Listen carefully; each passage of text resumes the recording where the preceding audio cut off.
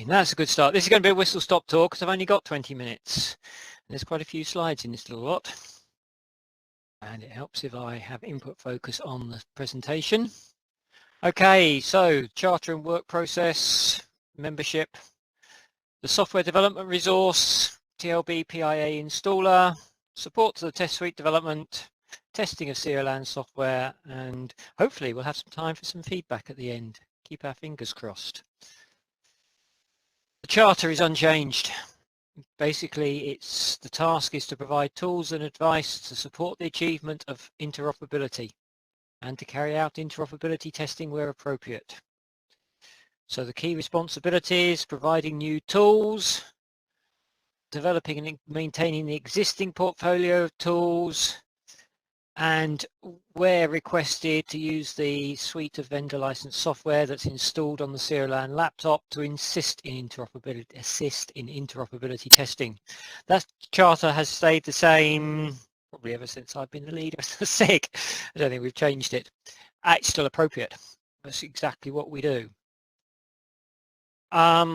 We have monthly conference calls to survey progress and identify actions. We have regular monthly joint meetings, yes, with M&T SIG, covering issues that overlap the two SIGs, of which we've discovered there are quite a few, mainly around architecture and such like things. SIG oversees the work done by the CO-LaN software development resource, which is an interesting one because I then have two hats. I have my contractor hat developing the certification proposals, and my leader of the SIG hat overseeing the work, which is an interesting one. And we do independent work by the individual SIG members, especially those who know about software development, not normally me, between the calls. Membership currently is myself and Michelle, because as you've already heard, Michael Halloran stepped down from the SIG during the year after he retired from Aviva. I want to thank Michael personally, in addition to those from Richard already, for his work for the SIG over many years. I've worked with Michael for even before CO-LaN, and it's been a pleasure working with him. Which actually means we need one or more new member of the SIG, because myself and Michelle is not sufficient, doesn't bring enough to the table. And I would suggest that the person or people need to be familiar with Cape Open software development. They need to have a good knowledge of IT architecture and development tools. And the third one, which everybody on the M&T SIG is aware of, I believe they should be independent of the M&T SIG. So an existing member of the M&T SIG should not join the Interoperability SIG, on the basis that when we have joint meetings, if you've got somebody who's common between them, you don't actually have a joint meeting. You don't actually have new ideas being passed around. You're just repeating mostly what's on the M&T. So they need to be independent. So there is a request there for anybody who's interested, who doesn't currently sit on the M&T SIG and wants to contribute to CO-LaN, to come and join us. Moving on swiftly, the CO-LaN software development resource, which you've already heard about. You heard about it yesterday. You've heard about it today from Richard. 3 people: Marcus Bruno, who's in Brazil, finishing off his master's at the moment, and I think I'm allowed to say this, will be joining Loic at Siondo in the middle of November, in a few weeks' time. Loic himself and Jasper. They work together as a team to do the software developments. They've been working on Colt and the TLB PIA installer and issuing the TLB PIA installer updates, and they've been working on the test suite, both the design and the development of the prototype that I presented yesterday. And I would say the relationship is working very well. And I've actually included pictures there for you, so you actually know what they look like as well as who they are. Thank you to all 3 of them for the work that they've done so far for us, and looking forward to continuing the relationship. Okay, Richard said that I would talk more about the TLB PIA installers, the releases we've done this year. Version 2.1.1, released at the end of July. It replaces version 2.0, which dated all the way back to 2017. It includes flowsheet monitoring and custom data. Excuse me, I'm going to have some of my tea. We've had to add a new extension type library. We already had the 1.0 type library and the 1.1 type library. We've had to create an extension type library, basically to avoid any risk of an older version of the installer being run and overwriting the latest TLB file. All the testing we did gave us no other way out of the problem. So we've now got 3 TLBs, version 1.1, version 1.1, and version 1.1 extension. The architecture is basically unchanged from version 2.0 of the installer. There's no additional PIA. All the definitions are included in the same PIA. We have 2 installation packages, one for 64-bit, one for 32-bit, and we have 2 merge modules, one for 64-bit, one for 32-bit. So flowsheet monitoring custom data now available in the TLB PIA installer. We then released 2.1.2 towards the end of September. There was a missing event definition in the flowsheet monitoring specification. Didn't get missed out in the TLB, it was actually missing in the specification that had to be added. We've versioned the Cape Open 1.1 PIA so that it's easier to keep it up to date and updated in the future. And we've corrected an installation problem for current users. So it's basically a bug fix. So the latest version of the TLB PIA installer is now version 2.1.2, and I would encourage everybody to make use of it. On the versioning, we've been following the versioning proposal presented at the annual meeting last year, i.e. major.minor.patch.revision or build, so up to 4 digits. We've gone to 3 digits. So version 2.0 has become version 2.1.1. The 2.1, we can do that rather than going to 3 because all we've done is add new interfaces.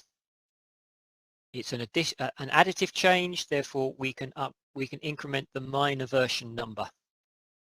The patch, we can increment the patch number. So the patch goes from 2.2.1 to 2.2.2. So, and it demonstrates that the versioning scheme as proposed is workable. And Michelle has just pointed out that there is a typo on that slide. It should say, I was thinking as I said 2.2.2, it should read 2.1.1 to 2.1.2. Got me 2 1s and 2s mixed up. It does demonstrate, it demonstrates the versioning scheme is working. And just to explain, these version numbers don't correspond to anything in the Cape Open standard itself. Because the TLB PIA installer covers multiple Cape Open versions, it has its own version numbering history effectively. So it increments independently of the Cape Open standard versions themselves, which is a little bit confusing, but it's the only way of doing it. So we've also been providing support to the test suite development.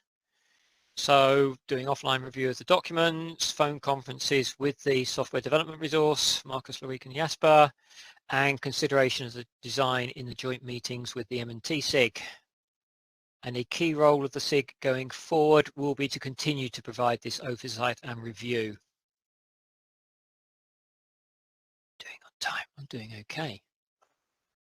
Doing very well. I'm whistling through this. So our plans for 2021-22. Recruit at least 1 additional member to the SIG, which I think is absolutely essential.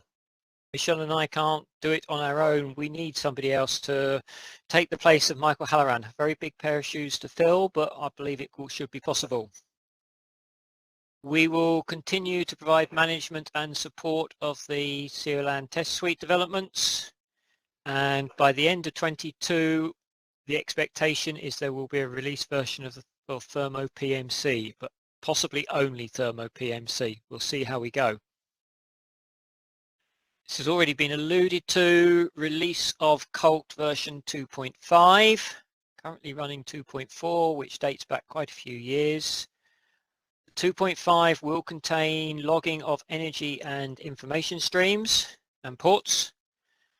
It will contain flowsheet monitor logging of flowsheet monitoring, and it should contain logging of custom data. It's not on this slide, but it should contain custom data, especially as I saw that was included in one of the other SIG reviews in Richard's presentation. Colt version 2.5 will be built using the very latest version of the TLB PIA installer. And for information, most of the development work is already complete. There is very little that needs to be done. We were waiting for the TLB PIA installer to be completed and released before we did the final release of Colt version 2.5. So that will be coming very soon. Obviously, if we need to do further maintenance of either Colt or the TLB PIA installer during the rest of this year and 2022, we will do so. And we will continue to have regular meetings with the M&T SIG. Now that actually completes the Interoperability SIG report, except I have a suggestion. This is a personal suggestion based on my experience of testing of the TLB PIA installer, seeing the testing of Cobia, and thinking about how we test the test suite. Up until now, for the for most of Cape Open provided tools, they've been offline tools like Colt, logging tools, and the like, and wizards for creating things. And if there was a problem with them, did it really matter? We could take our time, we could identify them, people would have workarounds, and we could fix them at our leisure. Now we are providing things that are rather more essential to the vendor development cycle, like the TLB PIA installer, like Cobia, and the test suite. So my belief is that we've got to be more rigorous about testing. And we've got to improve the way we all do the testing of the things we are developing for Cape Open. So I have a suggestion. I'm sure there are other ways of doing it, but this is my personal suggestion. This is not coming from the Interoperability SIG. This is just coming from my experience of the testing we do, is that we should have a formal beta testing process for each of these tools, as an awful lot of vendors do before they do a production release of new versions of their software. And for those 3 tools that I've identified there, we should invite CO-LaN members to participate in a beta testing process, which is formal. We issue the software to them, they have a period to test it, they do that testing, and they provide their feedback and a yes, no, that it can be released. Different people could do different tools. It doesn't have to be the same group of people doing all those tools, because different people have different interests. And hence my comment there, discuss. I'd like feedback. I'd like to think, how are there other ways of doing this testing to make sure that what we release is right first time when we do a production release. And on my experience of the TLB PIA installer this year, I'm not sure we're at that stage at the moment. So I think we need to improve our testing. So that is a topic for the, we've actually got quite a bit of time, which is good, because that might raise some thoughts, I suspect. So with that, that absolutely completes the SIG report. Feedback. Is anybody out there willing to nominate? Is anybody going to be nominating or volunteering to join the Interoperability SIG? Is a formal beta test program a good idea? Is there other ways of doing it? And anything else you feel like sharing, discussing, commenting on would be appreciated. Thank you.